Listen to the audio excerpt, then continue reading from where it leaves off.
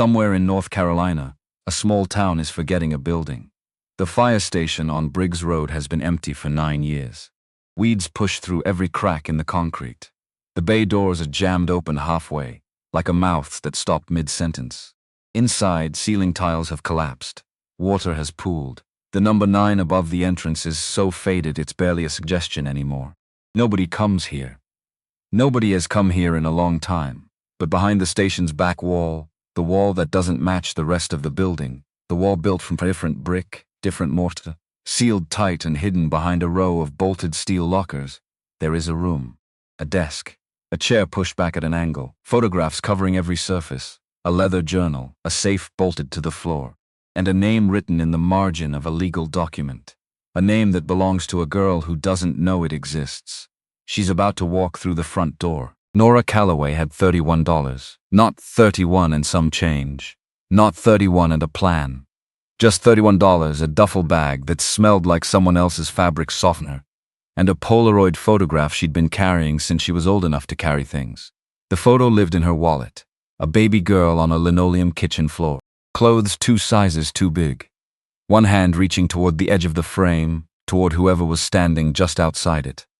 Nora had carried this photograph through 6 foster homes in Emmett counties, and one very bad winter in a house where the heat didn't work above the first floor. It was the only evidence she had that she'd once been small enough for someone to hold. The social worker's name was Patricia. She had a box of tissues on her desk that she kept pushing toward Nora even though Nora wasn't crying. Nora hadn't cried in years. She'd learned somewhere around foster home number 4 that crying made adults uncomfortable in a way that made things worse for you. So she sat across from Patricia in a plastic chair and waited and watched Patricia's hand smooth the same corner of the same folder 17 times, while she explained what Nora already understood. She was 18. The state of North Carolina had no further obligation to her. Her bed would be reassigned by Friday. Patricia slid the folder across the desk, thin, embarrassingly thin, like a menu for a restaurant that had already closed. Nora opened it. Birth certificate. Mother Elaine Calloway, deceased. Father blank. Not unknown. Not deceased. Just blank. Like someone had started filling out the form and decided that line wasn't worth the ink. 7 foster placements listed on a single page. No notes explaining why any of them ended. They just ended. Like sentences without periods. Like songs that stop in the middle of a verse. And one more thing. A giju at the very back of the folder. Last page. She only caught a glimpse before Patricia's hand came down and closed the folder. But she saw it. A stamp in red ink. Official. 2 words and a number. Patricia slid a check across the desk with both hands. $31. Remaining account balance. Is there somewhere you can go? Patricia asked. Patricia's face was doing thing faces do when they already the answer and are hoping you like to make everyone feel better. Yeah, Nora said. She did not have anywhere to go. She put the check in her wallet, next to the Polaroid, picked up the duffel, shook Patricia's hand because that felt like the right thing to do, walked out through the waiting room, where 3 other kids sat in plastic chairs looking at their phones. Not at each other, not at the door. She didn't look back. The first week was the hardest because she kept expecting it to get easier. It didn't get easier, it just got more familiar. Which is a completely different thing, and anyone who tells you otherwise has never slept outside. Nora found a spot behind a strip mall in Duplin County, a loading dock tucked against a wall, where the security camera pointed at the dumpsters instead of the corner. She'd figured that out by sitting in the parking lot of the dollar store across the street for 2 hours watching where the camera swept. 6 foster homes had given her one genuinely useful skill. Noticing patterns, noticing who checked on you and how often, noticing which else meant what they said and which ones were just filling out paperwork, noticing the places where nobody looked. She ate bread and peanut butter. A loaf lasted 3 days if she rationed it. A jar stretched to 5. She washed her clothes in a gas station bathroom at 2 in the morning, wringing them out in the sink while the fluorescent light buzzed above her like it was also exhausted, also couldn't sleep. By the second week, she had $19 left. She did the math every night. The math never changed. It didn't care how many times she ran it. Third week, Kerfoven died. She couldn't afford a charge. The public library wanted $1 per hour for outlet access. Without the phone, she lost the soup kitchen schedule. She walked 11 blocks in the wrong direction on a Wednesday morning, because the location had moved and she had no way to know. She drank water from a park fountain and sat on a bench and tried to remember the last time someone had said her actual name out loud. Not her case number. Not. She couldn't. She started walking, not toward anything specific, just away from the last place that had asked her to leave. A truck driver named Gene picked her up at a rest stop. He did not ask questions. He turned up the radio and drove south with the focused silence of someone who understood that sometimes people needed to move, without explaining why. Nora watched North Carolina pass through the window. Tobacco fields, churches with signs offering solutions in 11 words or less. Everything looked like it belonged to somebody. Everything looked like it had been there forever and would stay there long after everyone currently using it was gone. Jean dropped her at a junction outside a town she'd never heard of, Caldwell. Population 200. The main street made that number feel ambitious. She stood at the edge of it. Hardware store. Diner with a bell above the door. County courthouse with a bulletin board out front. A water tower with the town name in letters that had been retouched so many times they'd gotten slightly uneven. Like someone correcting a mistake for 30 years instead of starting over. She walked toward the bulletin board. Lost dog. Bake sale, community meeting about the parking lot behind the pharmacy. And one sheet on bright yellow paper that stood out from everything else. Duplin to Kankakee tax auction. Saturday a.m., 9 BCs, she read down the list. Vacant lots and condemned houses with minimum bids that assumed you had at least some money. And then the last line, former fire station number 9, Briggs Road, starting bid, $10. She read it twice. $10 would leave her with $21. $21 in a building she couldn't live in. Couldn't heat, couldn't sell, couldn't split anyone including herself. Worst idea she'd heard in a while, possibly ever. Except, she thought about the red stamp at the back of her folder. The one Patricia had covered before Nora could finish reading. Station 9 Recru Cielid. She'd assumed it was a filing error. A routing notation, administrative and meaningless. But Patricia had closed the folder faster than the other pages. Nora stood in front of that bulletin board for a long time, not deciding, just letting the things she'd already decided catch up to her brain. She spent Friday night under the overhang of a closed gas station 3 blocks from the courthouse, watching her breath in the cool air, running the numbers over and over. The answer never changed. Terrible idea. By morning she'd decided to do it anyway. Saturday was overcast and smelled like rain that hadn't committed. The auction was held on the courthouse lawn. Folding chairs on the grass. A county clerk with a microphone and a clipboard at a small podium. About 25 people already seated when Nora arrived. She counted quickly. 4 who looked like developers. 3 buying on behalf of someone else. The rest locals, people who nodded at each other and waved across rows and raised their paddles with the ease of spending money they wouldn't miss. Nobody looked like her. She sat in the last row and put her duffel at her feet. The lots went fast. The first house sold for $900 to a man in a polo shirt with the focused energy of someone who had done this exact thing many times before. A vacant lot went for $400. Each transaction took about 90 seconds, which felt wrong. These were buildings, places where people had lived or worked or at least stored things. You'd think it would take longer. You'd think it would feel like more. The fire station came up last at. The clerk shuffled papers. Property 9. Former fire station number 9, Briggs Road. Single-story brick and steel. Approximately 3,800 square feet. Decommissioned 2015. County assessment notes structural deterioration, standing water in the main bay, and deferred maintenance throughout. He looked up over his reading glasses. Minimum bid is $10. Nobody moved. A woman in the 3rd row leaned toward the man beside her and said something quietly. He covered his mouth, not laughing exactly, just acknowledging. Do I have $10? Nora raised her hand. Every head in every row turned around. She sat completely still and let them look. Don't fill the silence. Don't see yourself. People who explain themselves look like they're not sure they're right. She needed to look sure even though she was unsure in almost every way possible. $10 from the young woman in the back. Do I hear 15? Silence. Tears going once. The man in the polo shirt turned back around. The woman in the 3rd row shook her head slightly, not at Nora, at the situation. Going twice, sold. No applause. No congratulations. The polo shirt man gathered his papers and walked to his truck without looking back. The woman in the third row turned one more time and looked at Nora with an expression that landed somewhere between concern and something harder to name. Like she'd just watched someone walk into the deep end of a pool and wasn't sure yet if they could swim. Nora signed the paperwork inside the clerk's office. The deed was 1 page. She handed over a $10 bill, received a key on a plain metal ring. The clerk watched her fold the deed and put it in her duffel. "You know what you're getting into?" he asked. "No," Nora said. He almost smiled. "Good luck with that one." The station was 3 blocks from the main street on a cracked concrete pad set back from the road. Nora stood on the pad and looked at it. Dark red brick, 2 shades darker from years of weather. 2 wide bay doors at the front, both jammed open halfway. Weeds through every joint in the concrete.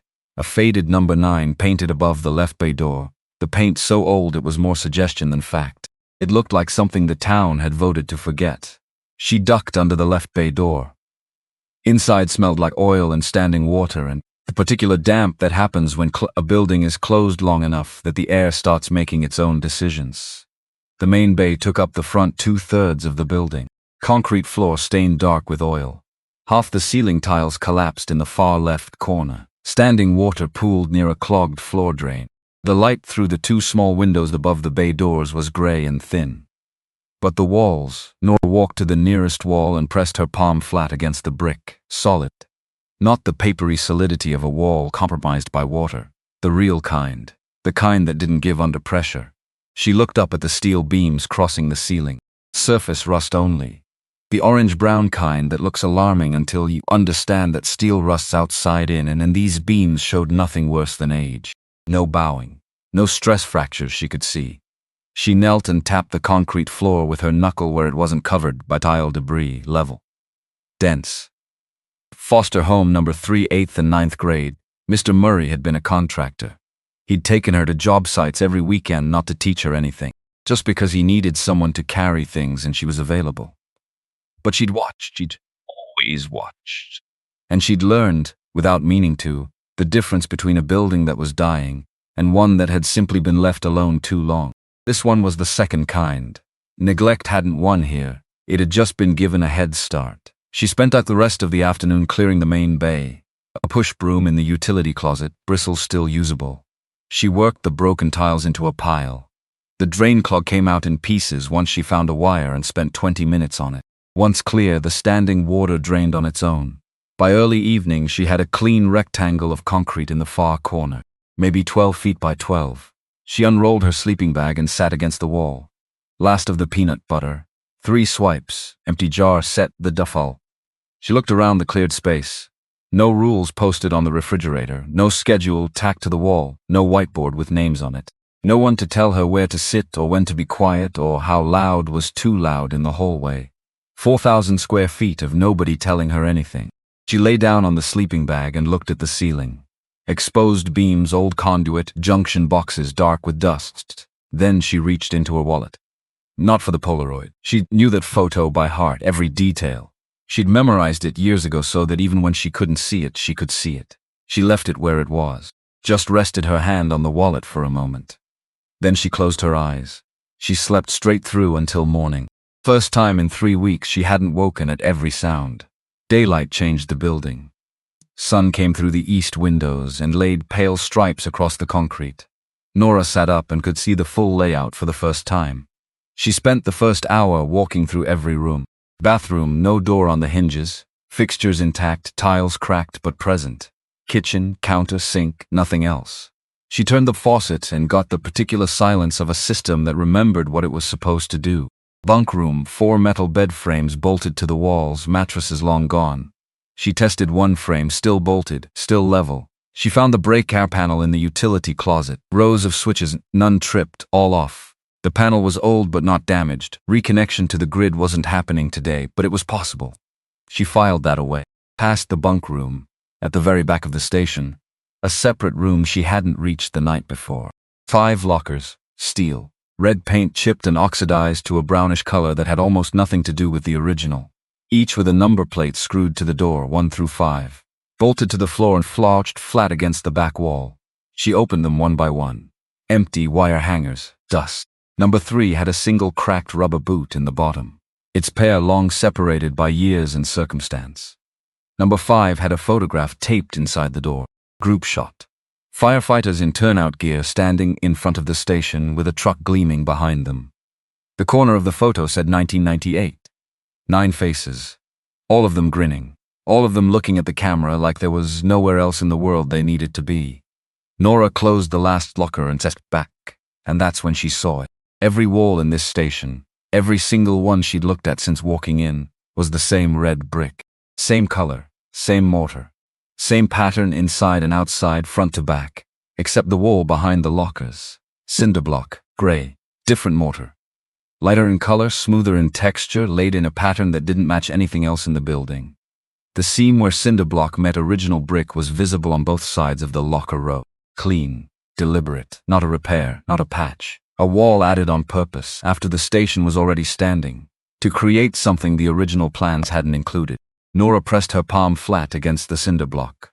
Cold, noticeably colder than the surrounding brick, which had warmed slightly even in the thin morning light. She knocked with her knuckle. Center of the wall. Solid. She moved left, knocked again. Moved further left, past the last locker. Knocked. Hollow. She got on her knees and looked under the locker row. At the base of the cinder block wall, far left side, the blocks didn't quite meet the floor. A gap, maybe half an inch. She put her fingers near it. Air. Cool, steady, moving from the sod. Not a gap in the structure, not a mechanical space. A room behind that wall, steeled, walled off. Hidden behind 5 metal lockers that nobody had moved in years. Nora stood slowly, knees dusty from the floor. She pressed both hands against the cinder block and thought about the red stamp on the last page of her folder. One Patricia had covered before Nora could finish reading. Station 9, Recor-Sealed. She thought about it for a long time. Then she crossed the street. The hot store on store corner had a hand-painted sign above the door. Max Supply.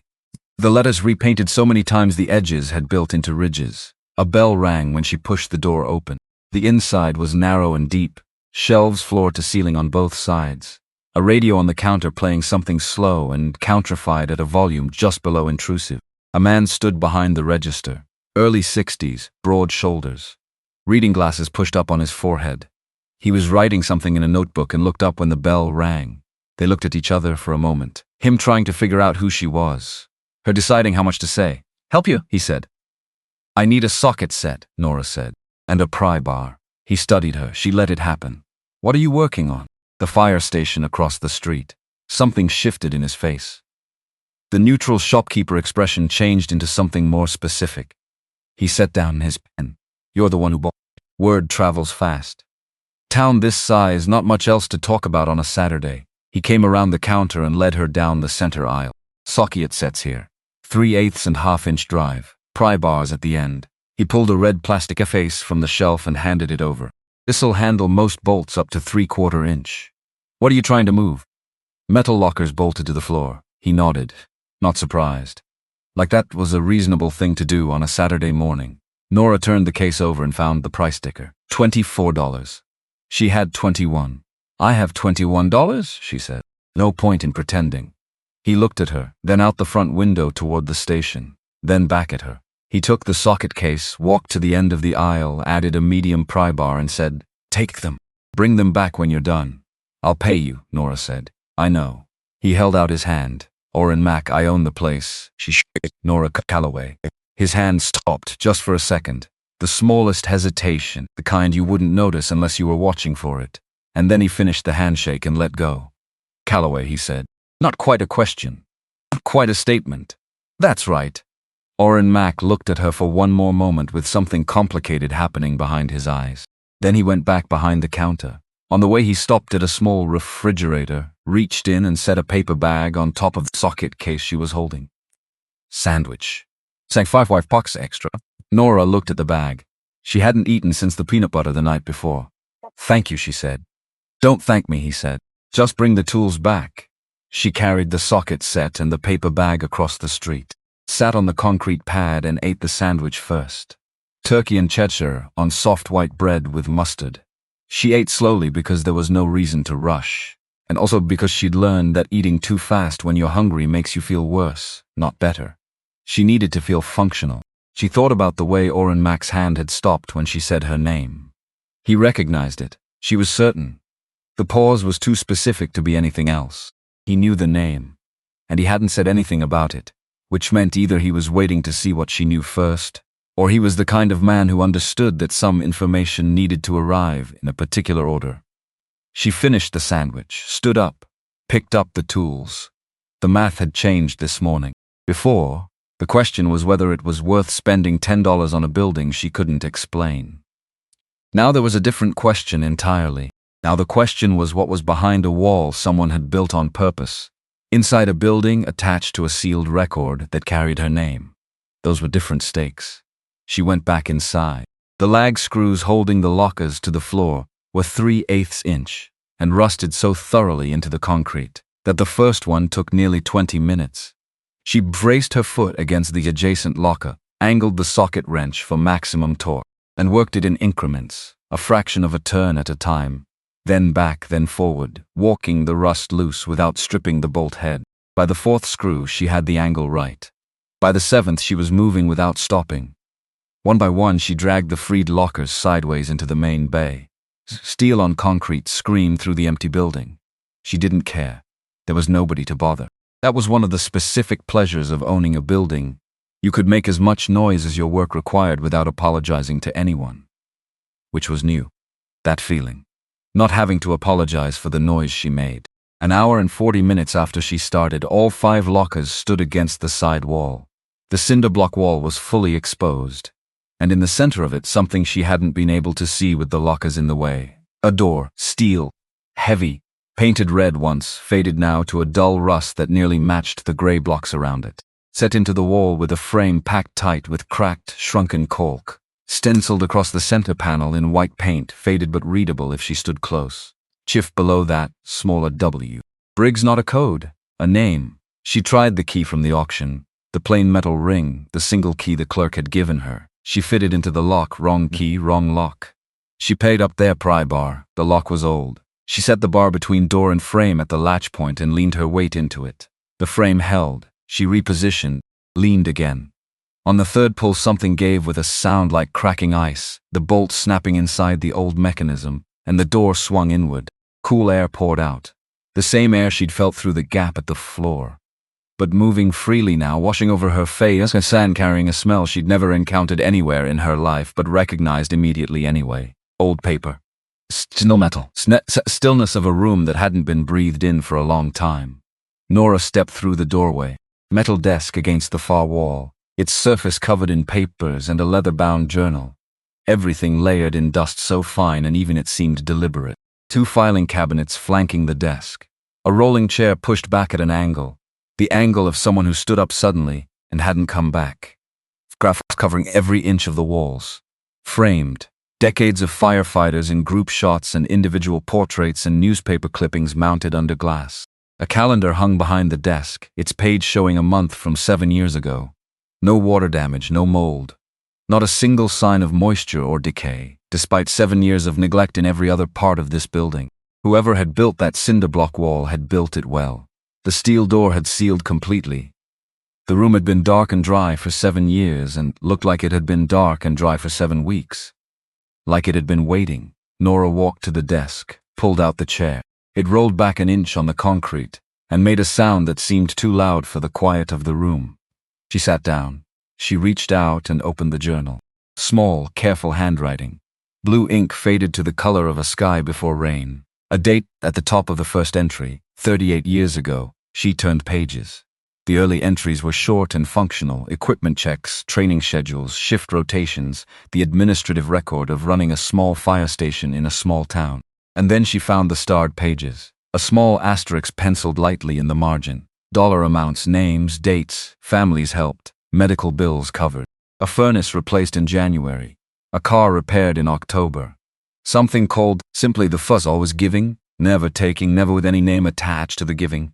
She turned more pages. The handwriting got smaller as the years went on, like he was trying to fit more into the same space. And then she found 2 names that appeared more than any others. Sometimes underlined, sometimes circled, as if the pen needed to mark them as different from the routine entries surrounding them. Patrick. Elaine, she read slowly, and the room held its breath around it. 7 years of sealed air and patience, and the girl it had been waiting for. Finally sitting in the chair, finally here, she read for 3 hours without moving. Which was not something Nora did. She was not a sit-still person. 6 foster homes had wired her for low-grade readiness, the kind that makes you stand near doors and eat fast and sleep light. But she sat in Walt Briggs's chair and read his journal from the first starred page forward and did not move except to turn pages. The handwriting got smaller as the years went on. Pressed harder into the paper, like he was trying to fit more into the same amount of space because he wasn't sure how much time he had left to use it. Patrick Calloway appeared on nearly every starred page. Walt wrote about him the way people write about things they're afraid to forget. Patrick, who arrived every Saturday before the sun was fully up and left after dark and treated this station like it was his second home, because in every way that mattered, it was. Who could look at a wall and tell you in 30 seconds exactly what was wrong with it and exactly what it would take to fix. Who rebuilt the bay doors when the originals warped beyond use. Who repoured a section of cracked concrete in the parking area on a Sunday in August because he noticed it was getting worse and didn't want anyone to trip. Who did all of this without being asked, without mentioning it, without waiting for anyone to say good job. Elaine Calloway got her own pages. Walt wrote about her differently, more carefully, like he was choosing words that would hold up under repeating. Who joined the volunteer crew because Patrick asked her to and became the best field medic Walt had seen in 38 years within 6 months of joining. Who was so steady during a crisis that people sometimes didn't understand how serious things were until she told them directly, because her voice never changed. Who brought food to the station every Saturday morning, always enough for everyone, never any left for herself, and got genuinely annoyed when people tried to thank her for it, as if gratitude for a kind act was an imposition on both parties. Walt wrote about how they fell in love at this station, over fire drills and early morning coffee and long, quiet nights waiting for calls that sometimes never came. He wrote that everyone at the station had seen it happening before either of them admitted to it. He wrote that watching 2 people who were right for each other figure that out was one of the better things about running a station for 38 years. And then the entries changed. Smaller still. The pen pressing harder. The kind that happens when someone is trying to hold something steady that keeps moving. October 14 amends. Nora slowed down. She read every word on those pages. Twice. The Maplewood Elementary School fire had started in the boiler room in the basement. Electrical fault in old wiring that had been flagged for replacement twice and never replaced. It moved fast through the building's ductwork into the walls of the 2nd floor. The 2nd floor filled with smoke in under 10 minutes. 12 children were trapped in 2 classrooms, the stairwell already compromised by the time the first units arrived. Patrick and Elaine went in together, not because they were assigned first, because they went. The door was open and children were inside, and they were the kind of people who went through open doors when children needed help. First trip, 6 children. Through windows, down the ladder, every one of them out. Second trip, 4 more. Third trip, the last 2. Walt wrote, they made 3 trips into a building that was actively failing. On the 3rd trip back, the stairwell collapsed. The ceiling of the 2nd floor came down 9 minutes after that. We got to them as fast as we could. It wasn't fast enough. 12 children went home that night. Patrick and Elaine did not. Walt didn't use the language of heroes. He didn't write about bravery or sacrifice or any of the words people reach for when they don't know what else to say. He just wrote what happened. They went in. They brought everyone out. They didn't come home. Which somehow made it worse than any dramatic language could have. Nora read those lines and sat very still for a moment. Something in her chest was doing something she didn't have a clean word for. Not grief exactly. Not the sharp kind. Something older and heavier. The kind that comes from learning that the hole you've carried your whole life has a shape, has a name, has a date in October. She turned the page. The rest of the journal was Walt searching. Phone calls to the county. Letters to the state. A private investigator who cost $4,000 and returned nothing useful. Bureaucratic walls he couldn't get over or around because he wasn't family. Because he had no legal standing. Because the system designed to protect children had decided, in its particular logic, that the best way to protect this one was to make her unreachable to the man who was looking for her. His frustration showed in the ink, the pen pressing harder, words sharper at the edges, and then one final entry. Thus, just the last thing written. The rest of the journal blank, like he'd stopped mid-thought and the thought had never finished. I've done everything I can from here. I've sealed this office because I don't trust anyone else to keep it intact. If she ever comes, it will be here.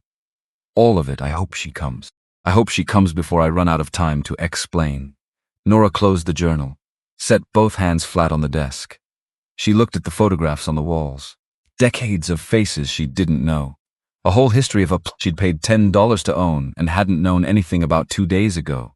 She thought about the Polaroid in her wallet, the baby on the linoleum floor, one hand reaching toward whoever was just outside the frame, toward Patrick, or Elaine, or both of them. That baby had no idea what she was reaching for.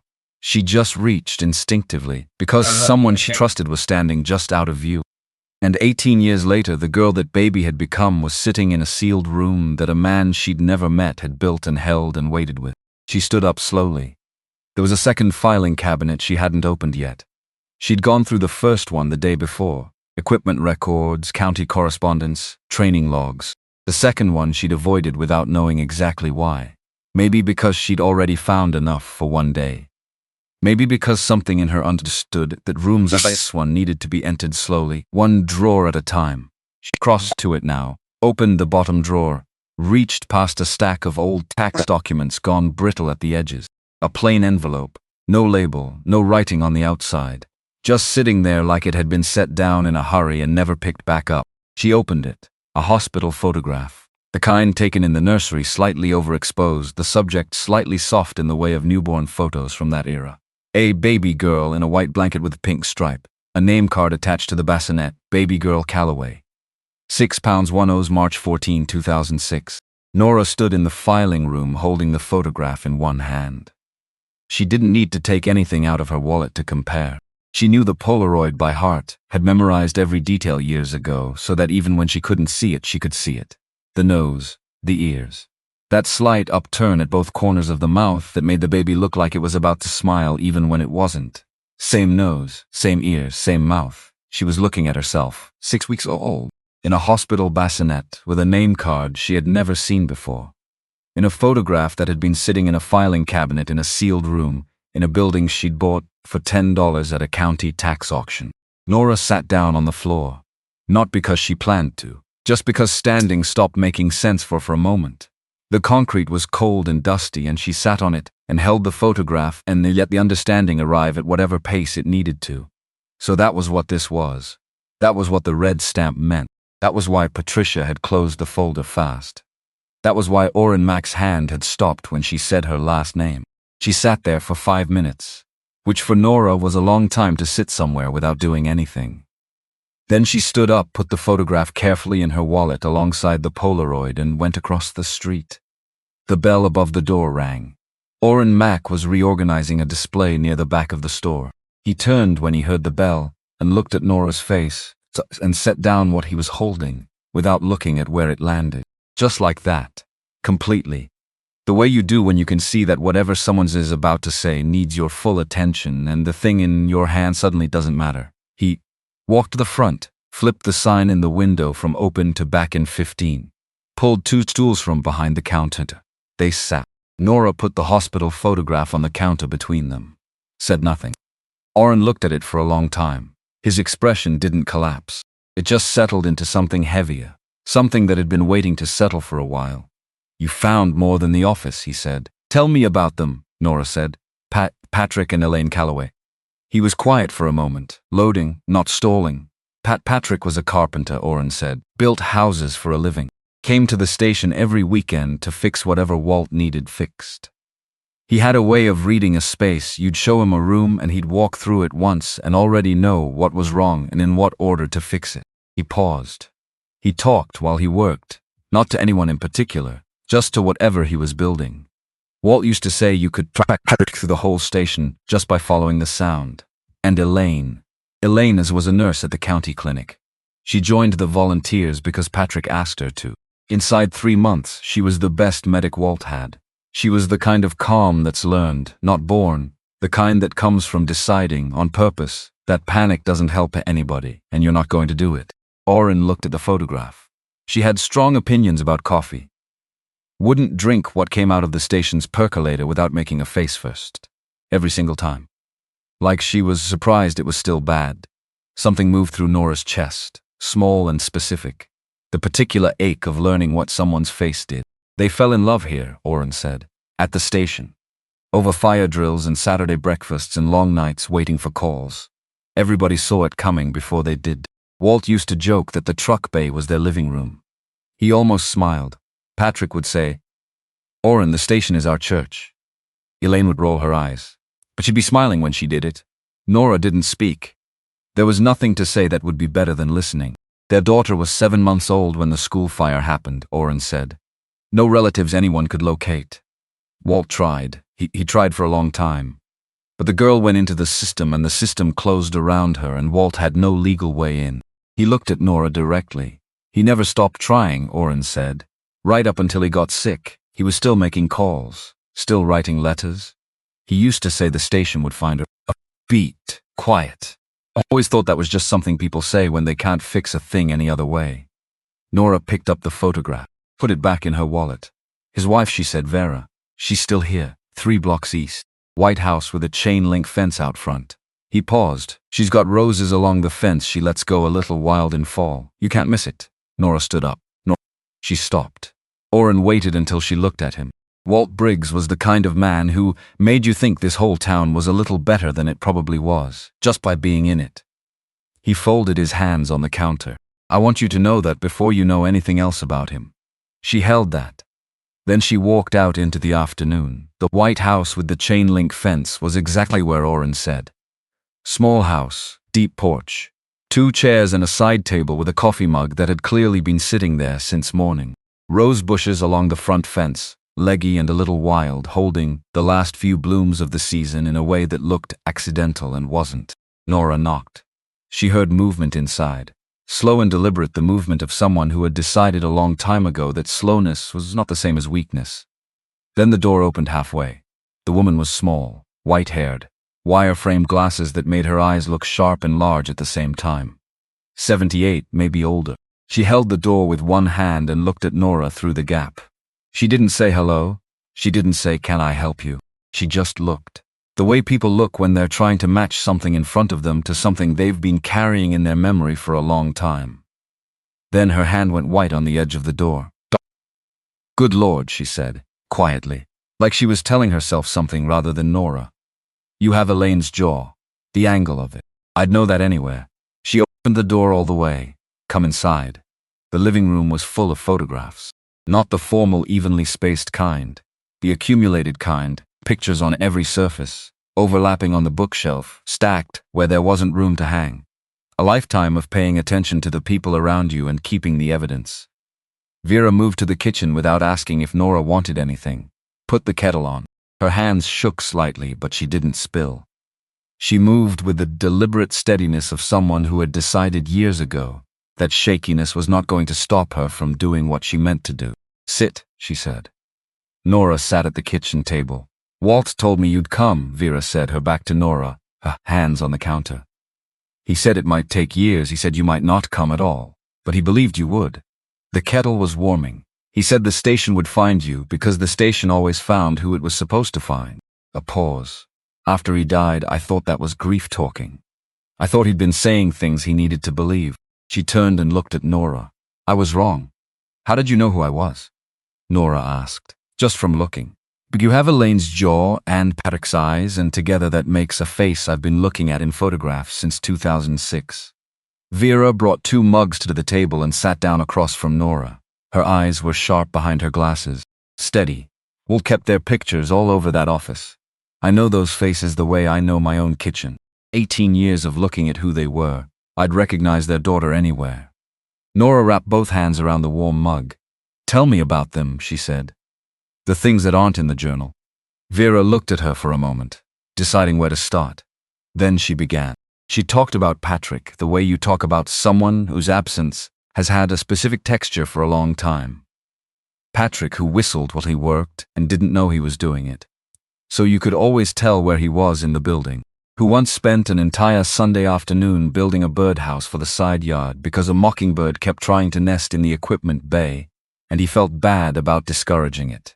Who had painted a nursery yellow, not cream, not soft gold, but full yellow, because Elaine said yellow was the color of patience, and he wanted their daughter to grow up inside that color. He printed out a 12-page spreadsheet when they found out Elaine was pregnant, Vera said. Schedules, feeding rotations, backup plans for the backup plans. Taped it to the refrigerator. She shook her head. Elaine made him take it down. But she kept a harpy in her nursing bag. He never knew that. Nora set down her mug. She brought you to the station, Vera said. When you were about 4 months old. Set you in a car seat on Walt's desk while she ran equipment checks. Pretended to be put out about it.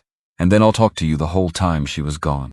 Elaine came back and found him showing you the incident log and explaining what it was. A pause. She didn't tell Walt she'd seen, she told me. Something moved through Nora's chest. Not the heavy thing from before, something different. Something that didn't hurt. She kept a small notebook, Vera continued. Songs she was learning, lullabies. She said she wanted to have enough that you'd never hear the same one twice in a row. Vera's hands folded on the table. She brought it to the station sometimes. Walt found it after the fire. He kept it. He said it belonged with everything else he was saving for you. Where is it now? In the safe. Vera looked at us steadily. Along with everything else Walt left for you. Nora was quiet for a moment. He had a key to the safe, she said. I broke the door to get into the office, but I couldn't open the safe. Vera nodded slowly, like she'd been waiting for this exact sentence for a specific number of years. She reached up to the collar of her sweater and pulled out a thin chain. So thin it was barely visible until the light caught it. On the end, a small brass key, worn smooth from years of contact with skin, its edges softened by time and warmth. He gave me this the week before he died, Vera said. He told me to keep it until the girl came. He didn't say if. Her eyes held Nora's. He said until. She unclasped the chain, and then she reached into the pocket of her cardigan and took out something else. A small piece of paper folded into quarters, the folds worn soft from being opened and refolded many times. She set it on the table beside the key. He wrote this for you, Vera said. He said to give you this before the key. So you'd have somewhere to stand before you opened anything. She pressed her lips together. Walt was always specific about the order things needed to happen in. Nora looked at the folded paper. Then she picked it up and opened it carefully. Walt's handwriting. Small blue ink. Nora. I don't know how old you'll be when you read this. I've been looking for you since 2006, and I want you to know that before anything else. The looking never stopped. Not for a single year. Your parents were Patrick and Elaine Calloway. Patrick was a carpenter who could read a room the way other people read words, walking through it once and already knowing what it needed. Elaine was a nurse who was so good at her job that people forgot to be afraid, which was exactly what she intended. They loved this station. They loved the people in it. They loved each other with a steadiness that made everyone around them feel like things were going to be okay. They loved you from the first minute you existed. Patrick painted your nursery yellow. Elaine learned lullabies. They were ready for you in every way people can be ready. On October 14, 2006, there was a fire at Maplewood Elementary School. 12 children were trapped on the second floor. Your parents went in first because that was who they were. They brought every child out. They went back 3 times. The stairwell collapsed on the 3rd trip. Your mother and father did not die in a fire. They died running into one because there were children inside who needed them. There is no better way to say who they were. I tried to find you afterward. I tried every way I knew. The system had rules I couldn't get around, and I understand why those rules exist. But I want you to know, not a single year passed that I didn't try. Everything you need is in this station. Use it well. Help people. Be the kind of woman your parents would recognize. And know this, you were never forgotten. Not for one single day. Walt Briggs, Chief, Station 9, Caldwell, NC. Nora folded the letter. Set it on the table, sat with it for a moment. Let the weight of it settle the way heavy things need to settle, slowly finding their level. Then she looked up at Vera, who was watching her with the expression of someone who had been holding something heavy for a long time, and was only now carefully setting it down. He wrote that 2 weeks before he died, Vera said. He told me what it said. He said, Vera, I'm going to tell her what I'd have told her the day she was born if I'd been able to find her. Nora put her hand flat over the folded letter, kept it there. Thank you, she said. Her voice was steady. That surprised her. Vera reached across the table and put her hand on top of Nora's. "Don't thank me," she said, firm, unhesitating. "Go open that safe." Nora walked back to the station in the late afternoon light. The key was in her jacket pocket. She could feel it there, small and specific, the weight of something that had been waiting longer than she'd been looking for it. She went. The bay. Through the hallway. Back into Walt's office. She stood in front of the safe for a long time, not afraid to open it, just understanding, in the way Walt had apparently understood everything, that some things needed a moment before they began, that the sequence mattered, that she had just spent an afternoon receiving information about who she was and where she came from, and her system needed time to absorb it before taking on whatever came next.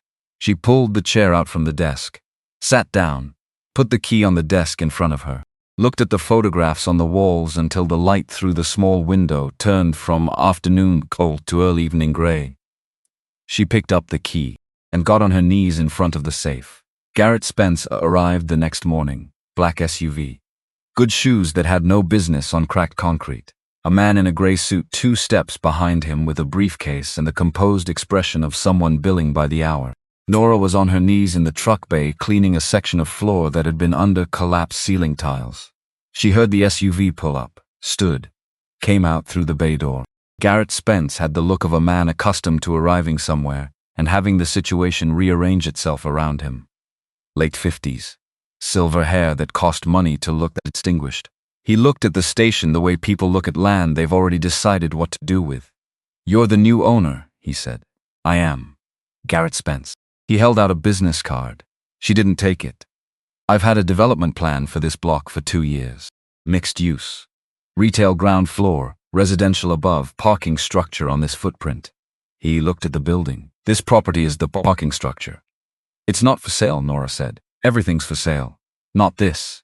He looked at her the way the auction crowd had looked at her, trying to figure out what an 18-year-old with a duffel bag was doing standing in front of a condemned fire station like she intended to stay there permanently.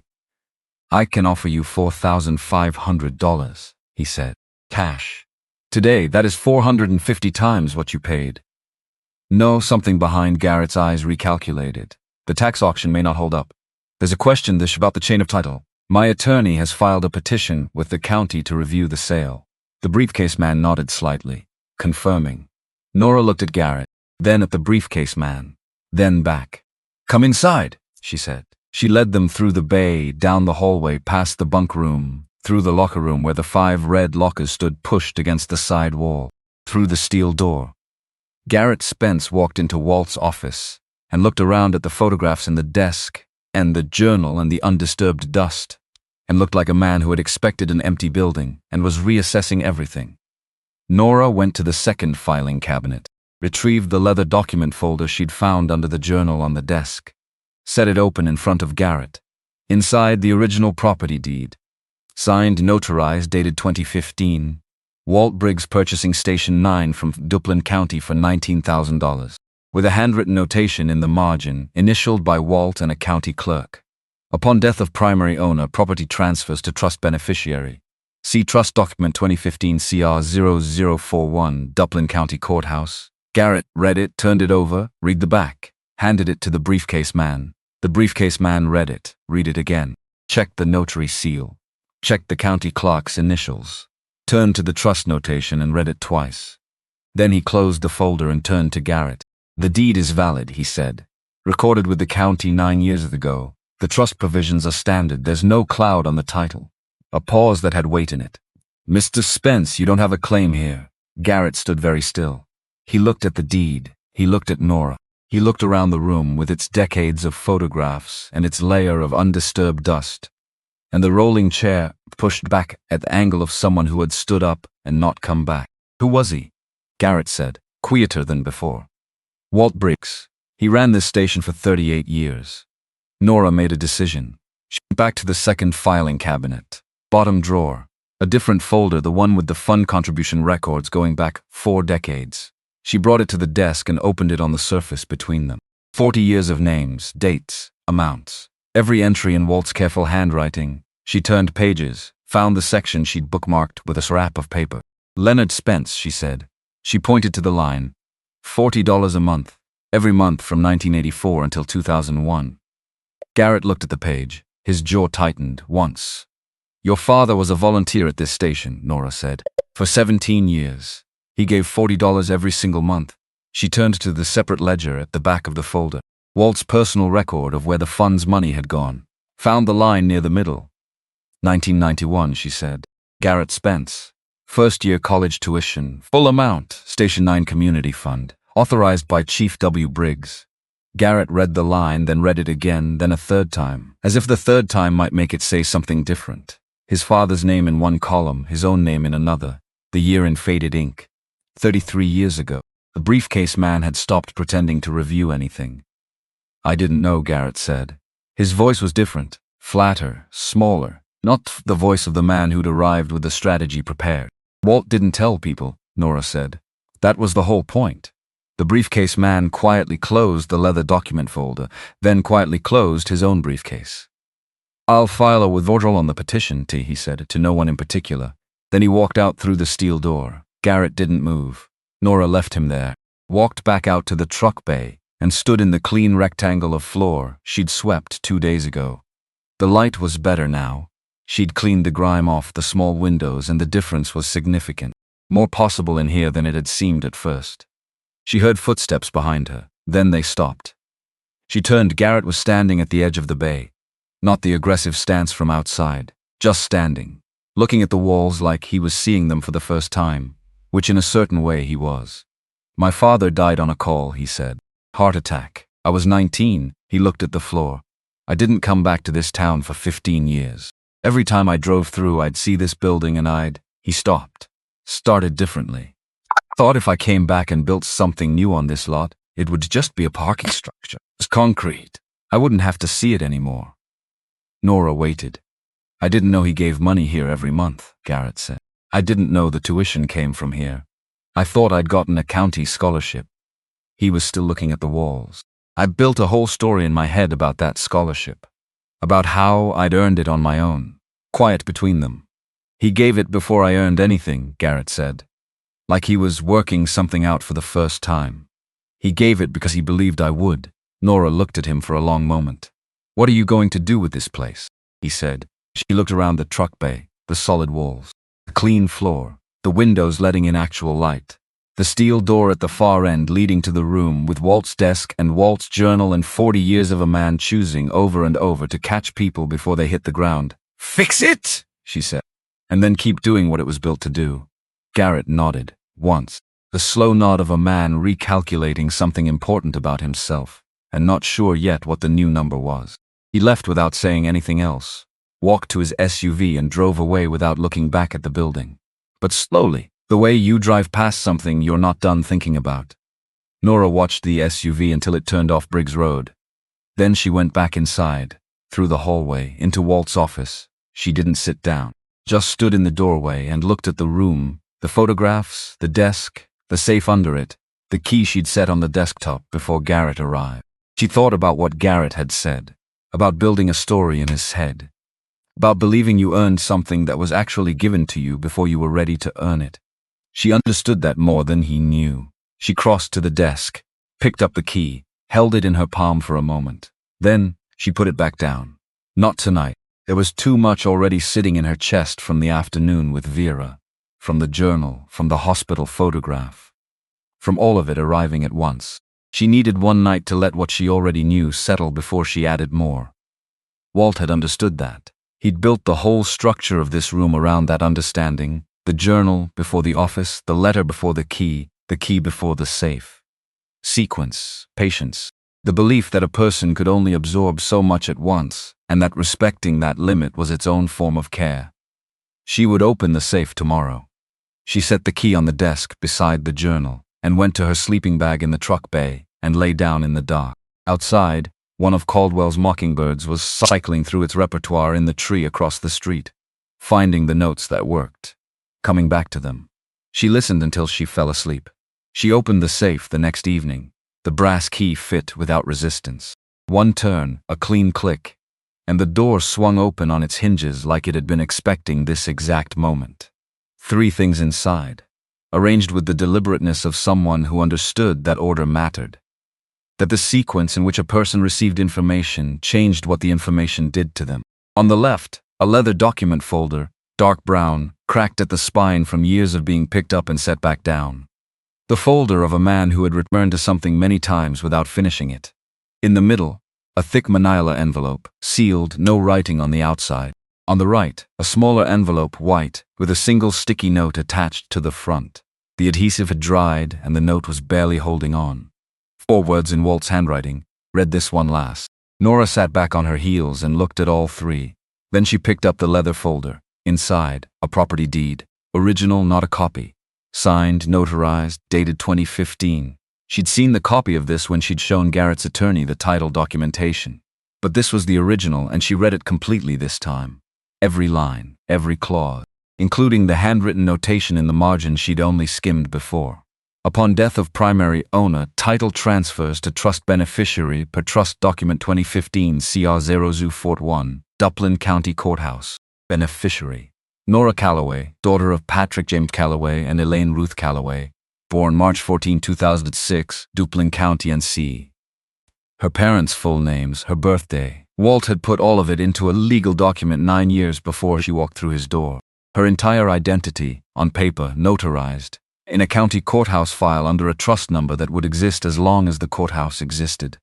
She sat with that for a moment. Then she understood something else. Something she hadn't fully worked out until now. The tax auction hadn't sold her the station. There was nothing to sell. The station had been hers since 2015, the day Walt signed this deed and established the trust. What the auction had sold was the right to pay off the delinquent property taxes that had accumulated since Walt died in 2017, and the trust had sat without an active trustee to pay the bills. $10 bid. The back taxes on a building that was already legally her inheritance. The short, surprised sound that came out of her wasn't quite a laugh, but it was close.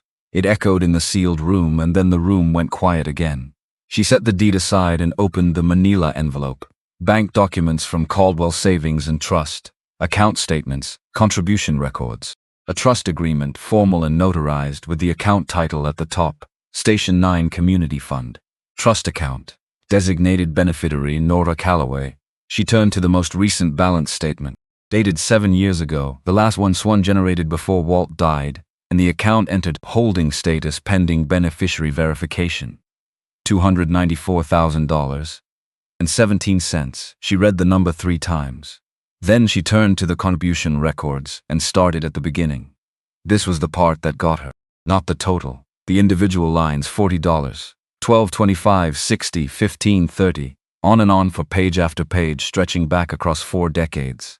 Some entries had notes in Walt's handwriting. Pancake breakfast, February. Car wash, June. Holiday raffle, December. From small amounts, from small events, from small moments across 38 years. Every firefighter who'd served at the station had contributed. People in town had donated at fundraisers without knowing exactly where the money went. Each entry was modest. None of them would have changed anyone's life on their own. But together, across 4 decades, they had become this. Not because anyone gave a lot at once. Because a lot of people gave a little, consistently, without stopping. Walt had never taken $1. She checked the withdrawal records carefully. Nothing. Not one administrative fee. Not one reimbursement. Every cent that came in stayed in until it went to someone who needed it. She put the documents back in the envelope. Set it on the desk next to the deed. Picked up the last envelope. Read this one last. She read it last. 2 pages, both sides. The handwriting slower than the journal, more deliberate. The writing of someone who had composed this over multiple sittings, returning to it, reading what he'd already set down, deciding to continue. Dear Nora, I don't know what year it is where you are.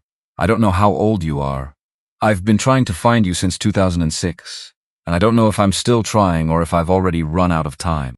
I'm writing this because I need you to know certain things, regardless of whether I get to say them to you in person. I want to tell you what I know about your parents. Not the newspaper version, the real version. The kind that comes from watching someone work on a Saturday morning and eating bad coffee with them at 6 a.m. and knowing which jokes made them laugh and which ones made them go quiet. Patrick built things with his hands the way some people think, completely, from the foundation up, nothing decorative until the structure was sound. He talked while he worked. Not to anyone in particular, just to whatever he was making. I never asked him about it. Some things you don't interrupt. Elaine was the most deliberately calm person I ever met. I say deliberately because I watched her practice it. She decided that panic didn't help anyone and she was not going to do it. And then she didn't. It sounds simple. It is not simple. I have known a lot of firefighters and nurses across 38 years, and very few of them could do what Elaine did, which was choose her response to a crisis before the crisis arrived. They loved each other with the kind of steadiness that becomes its own form of shelter. The people around them felt it.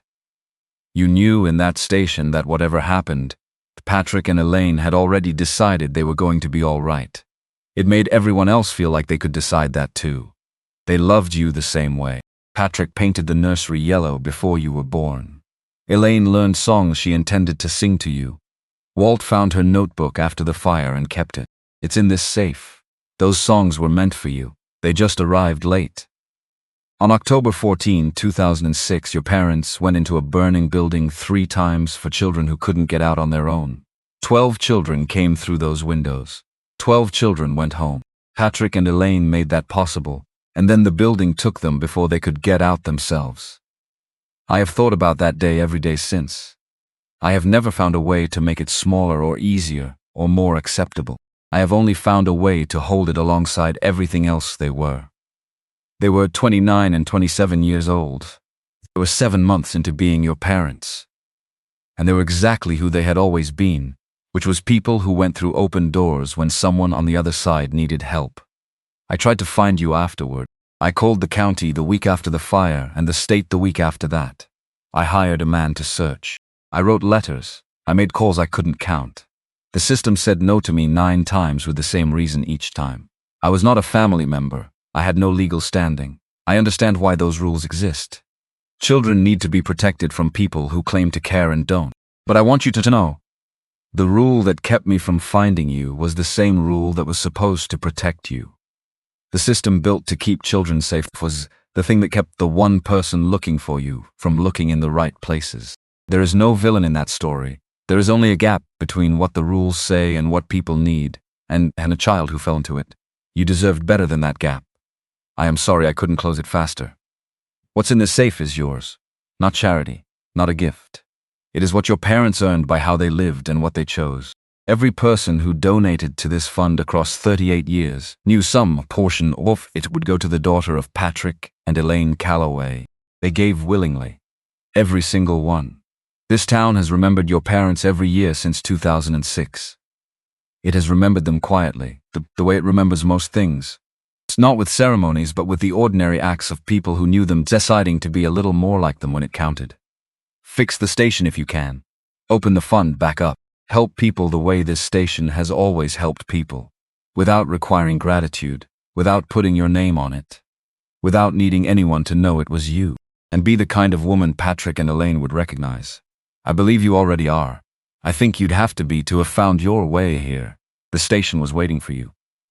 So was I, Walt Briggs, Chief, Station 9, Caldwell, NC 1979, 2017. Nora set the letter down flat on the desk, not back in the envelope, just down, beside the deed with her name in the margin and the trust documents and the small notebook she'd lifted carefully from beneath the letter. Its cover worn soft, the pages inside filled with Elaine's handwriting in a warmer ink, songs written out in careful, unhurried lines, the writing of a woman who had expected to have time. She looked at all of it on the desk. She was not going to cry. She had made that decision years ago and kept it through everything. Except, she was 18 years old and she had walked into this building 4 days ago with $21 and a duffel bag. And the room she was sitting in had been sealed and held by a man who had never met her. And the money in the bank had been built across 40 years by people who contributed to something they believed in without knowing her name. And her mother had written songs she planned to sing and never got to sing. And the notebook was right there on the desk and the handwriting was warm and completely unhurried, the writing of a woman who had expected to have time. Nora cried, quietly, without drama, the way you cry when your body has been holding something for 18 years and the container finally gets too full.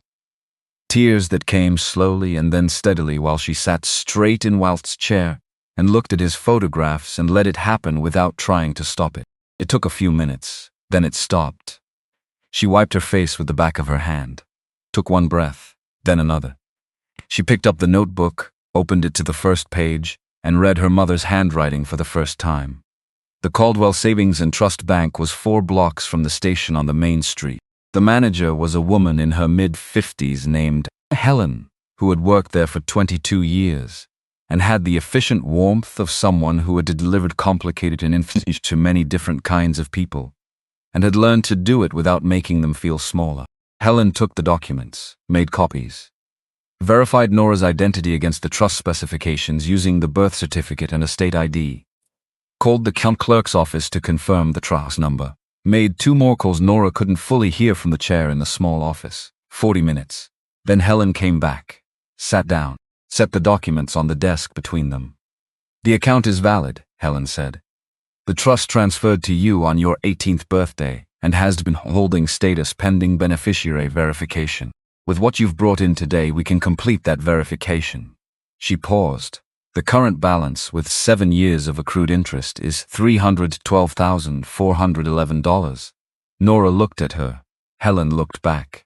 "And 44 cents, Helen added. "I want to be accurate. I'd like to withdraw $200, Nora said. "For immediate expenses, everything else stays in the account." Helen blinked. "Just once, 100? "For now." Helen processed the withdrawal with the composure of someone who understood it wasn't placed to ask questions. She handed Nora an envelope with $200 in 20s and slid a new account card across the desk. Nora put the card in her wallet, next to the Polaroid, next to the hospital photograph, next to Walt's letter. She walked out into the afternoon, 3 blocks back to the station. Concrete pad warm from the day's sun. She stood on it for a moment and looked at the building, dark red brick. The faded 9 above the left bay door. Weeds still pushing through the concrete joints. She hadn't gotten to this yet. A whole list of things she hadn't gotten to yet. She went inside and got back to work. Garrett Spence came back 3 days later. Not the SUV this time. His truck, older, less deliberate. The bed loaded with lumber, 2x4s, plywood sheets, a stack of cedar planks that still smelled of the mill. He backed up to the bay door and started unloading without knocking. He just started carrying wood through the bay door and stacking it against the walls the way some was when they've decided to do a thing and are past needing permission. Nora came out from the hallway where she'd been measuring for drywall, looked at the lumber, looked at Garrett. He set down a stack of plywood and straightened. "My father would have wanted me to do this," he said, "a long time ago." Then he went back to the truck for another load. They worked in silence for 20 minutes. When the truck was empty, Garrett brushed sawdust from his forearms and looked at the station without the appraising calculation he'd brought with him 3 days ago. "I have more at my warehouse," he said. "Drywall, insulation, some roofing materials." He paused. "I'd like to bring them, if you'll have them." Nora studied him for a moment. Not suspicious. Just reading. She'd been reading people her whole life, and Garrett Spence, standing in the truck bay of a fire station his father had loved and he'd spent 30 years trying to erase, was not a complicated read right now. He was a man who had spent 3 days sitting with information he hadn't known what to do with, and had arrived at a decision he intended to keep. "Come back Saturday," she said. "Bring the drywall." He nodded, got in the truck, drove away at a pace that had nothing in common with the SUV pace from before. Orrin came by that evening to see what Garrett had brought. He walked around the stacked lumber with his reading glasses on, checking dimensions, testing the cedar with his thumbnail. "Good material," he said. "Garrett's not cheap when it matters." "His father donated to the fund for 17 years, Nora said. Orrin looked at her over his glasses. "I know. Walt told me once." Said Leonard Spence gave every month from the day he joined right up until his last shift. He set the glasses back up on his forehead. "Walt never told Garrett. I asked him about it once. He said Garrett needed to figure out who his father was on his own. Said you can't hand a person their inheritance and expect them to understand what it cost." Nora thought about that for a long time after Orrin left. She established the Walt Briggs Community Fund during the 3rd week. Sat at Walt's desk with his original journal open beside her as a reference, and worked through the legal requirements herself. Filed the documents at the county courthouse. Wrote the operating guidelines to match Walt's original principles. Small amounts, no publicity, no requirement of gratitude, directed to the gaps that insurance and government programs left behind. The name was his. She'd considered others, the Callaway Fund, the Station 9 Fund, but kept returning to Walt. Because without Walt there was no station, and no sealed room, and no brass key worn smooth against an old woman's skin. Without Walt there was no deed with her name in the margin. Without Walt there was no notebook of songs sitting on the desk in the apartment at the back of where Vera now lived. The first check the fund issued went to a single mother on the west side of Caldwell, whose furnace had failed in the first cold week of November. $680. Nora signed it at Walt's desk with the journal open to the first starred entry, which was a furnace repair from 1987. She sealed the envelope, walked it to the post office herself, stood outside for a moment with her hands in her jacket pockets and November air cold on her face. Then she walked back and got back to work. Vera moved into the apartment at the back of the station on a Thursday. The build-out had taken Nora 2 weeks, 1 room, a bathroom with a door she'd rehung on new hinges, a small kitchen area, a window she'd replaced when the original proved painted permanently shut. Vera walked through slowly, touched the wall, looked at the new window. Harold would have liked this, she said. She called Walt by his middle name when she was tired. Is that a yes? Nora asked.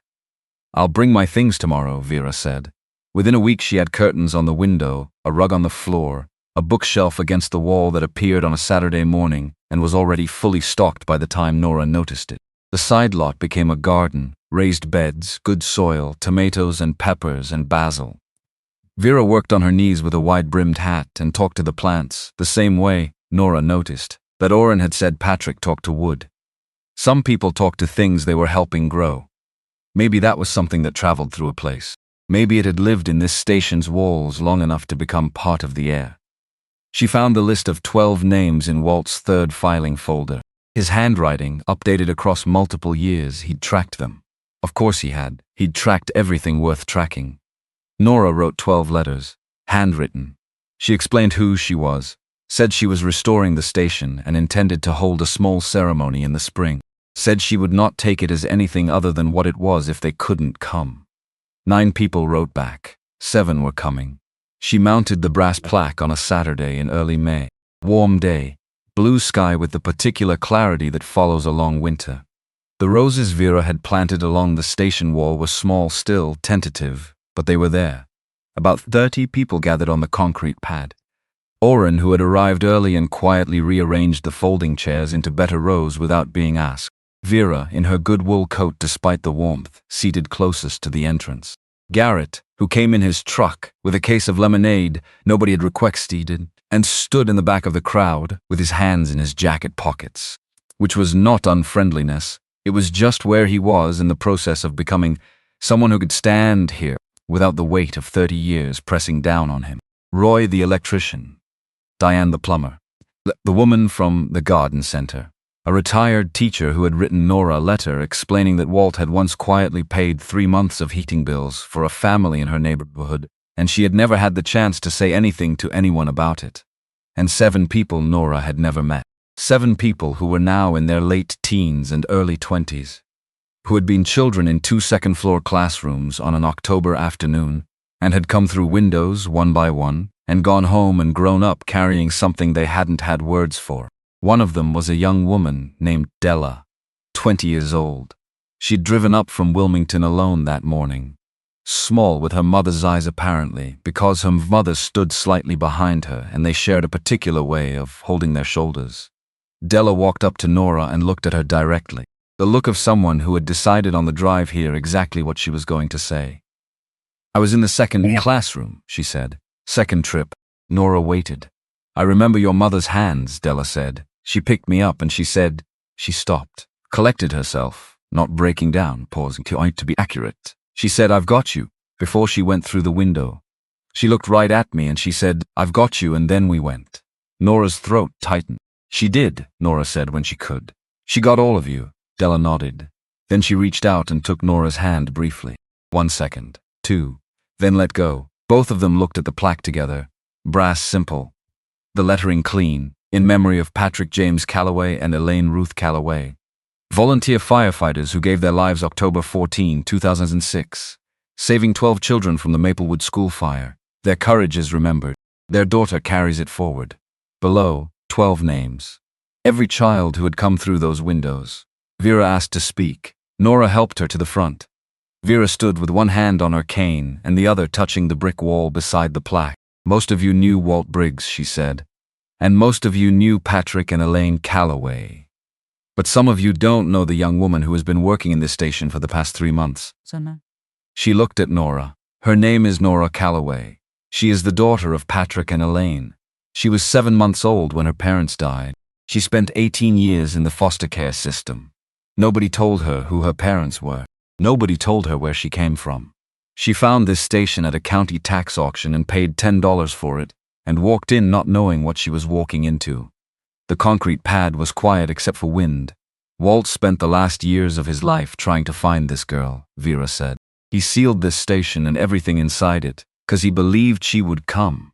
He believed the station would find her because that is what this station has always done. It finds the people who need what it holds. And it holds what they need until they arrive. She paused. Walt was right about everything, she said. He usually was. The applause was quiet, not celebratory. The sound of people recognizing something true that had been present among them for a long time, waiting to be named. Nora stood beside the plaque with her hand on the brick and let the moment be what it was. She'd spent 18 years anticipating the next thing, the next placement, the next school, the next family, always reading the room for what was coming. The station was teaching her something different. That some things needed to be stood inside until they were complete. She stood inside this one until it was. That evening, after everyone had gone, and the folding chairs were stacked and the lemonade cups cleared away, Nora climbed the steel ladder to the flat roof. The sun was going down over Caldwell. Amber first. Then the pink that doesn't have a name that fits it. Then the deep bruised blue that arrives just before dark. The lights in the houses were coming on, one at a time, yellow squares appearing in the gathering dark. Below her, Vera sat on the front step with Elaine's song notebook open on her lap. Nora had given it to her that morning before the ceremony. Vera turned pages slowly in the circle of warm light from the outdoor lamp, reading the songs Elaine had written and never sung. Across the street, Oren was locking up. He looked up, saw Nora on the roof, and raised a hand. She raised hers back. He held it there for a moment, not quite a wave, more a gesture of recognition, of something completed, and then walked to his truck. The brass bell hung above the entrance below her. She'd found it buried in the storage loft, turned completely green with oxidation, and spent 2 evenings bringing it back to itself. Oren had helped her remount it on the original bracket. The bracket had been in the brick for decades and was still sound. The bell caught the last light and held it briefly before the sky moved on. Nora sat on the edge of the roof with her feet hanging over the side. The concrete beneath her was warm from the day. She reached into her wallet, took out the Polaroid, took out the hospital photograph, took out the framed photograph of Patrick and Elaine in their turnout gear. Patrick with his arm around Elaine's shoulders, grinning at the camera. Elaine with one hand on her hip, her expression calm and direct, looking at the camera the way she apparently looked at everything. With her full attention and her decision already made, Nora set all 3 on the ledge beside her. A baby on a kitchen floor, one hand reaching. 2 people in gear standing in front of this building, and the girl those 2 people had made. Sitting on the roof of that same building 18 years later, in a town she'd never heard of 3 months ago, watching it go quiet. She looked at the photograph of her parents for a long time. She thought about Patrick, who talked to wood while he worked and built a birdhouse for a mockingbird that wouldn't stop trying to nest inside. About Elaine's notebook of songs, open in Vera's hands downstairs right now. About Walt writing 9 letters that were never answered and not stopping. About Oren's hand pausing for half a second when she said her last name. About Della saying, "I've got you," the way Elaine had said it in a smoke-filled room to a 6-year-old who needed to hear it. She thought about a yellow piece of paper on a bulletin board. A plain metal key on a plain metal ring. A lock that a pry bar opened on the 3rd try. She thought, "It's no clean explanation for how I got here. There is only the chain of small things, each one necessary, none of them inevitable. And the people who held each link in place until the next person arrived to hold the next one." She thought, "I would have liked you. I think we would have recognized each other immediately." She thought, I am going to be careful with what you left. I am going to try to be worth all the waiting. The station below her was lit from within. Every window warm. The truck bay visible through the open light spilling out onto the concrete pad and reaching the curb and then stopping there at a clean line between the building's warmth and the evening dark.